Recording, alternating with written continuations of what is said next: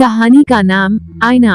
गांव के एक कोने में एक पुराना मकान था जिसे लोग आईनों वाला घर कहते थे।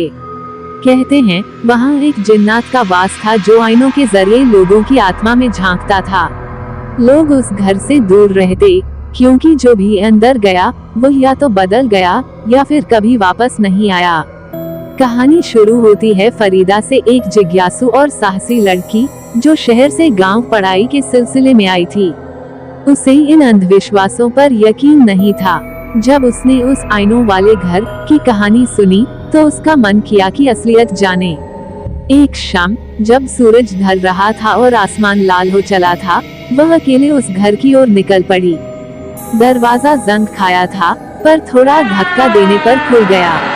अंदर हर दीवार पर अलग अलग आकार और डिजाइन के आईने लगे थे, कुछ साफ, कुछ धुंधले, कुछ टूटे हुए।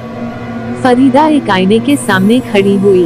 पहले सब सामान्य लगा, लेकिन कुछ पलों बाद उसे लगा कि आईने में उसकी परछाई कुछ अजीब सी हिल रही है, जबकि वह खुद स्थिर थी। उसने पीछे मुड़कर देखा, कोई नहीं था। अचानक एक ठंडी हवा चली और सभी आईनों में एक साथ फुसफुसाहट गूंज उठी, तुमने हमें देख लिया है, अब तुम हमारी हो। फरीदा डर गई, लेकिन खुद को संभालते हुए बोली, तुम कौन हो? तभी एक आईने से एक परछाई निकलकर सामने आ खड़ी हुई। लंबा कद, धुंधला चेहरा और आंखें जो लाल सी चमक रही थीं। वह बोला, मैं मलिक हैदर हूँ, इस घर का पहरेदार जिन्नात। जो मेरी नजरों में आया वह अब इस दुनिया में नहीं रहा।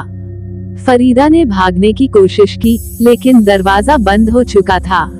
तभी उसे याद आया, उसकी नानी कहा करती थी कि जिन्नात को आईनों में बंद किया जा सकता है।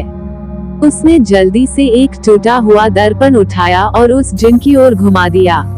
हैदर की चीखें गूंज उठी और वह धुएं में बदलकर उसी आईने में कैद हो गया। दरवाजा खुल गया।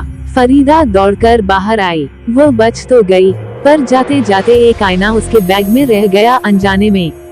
रात को जब वह अपने कमरे में पहुंची तो उसने सुना वही फुसफुसाहट, मैं अब तेरे साथ हूँ।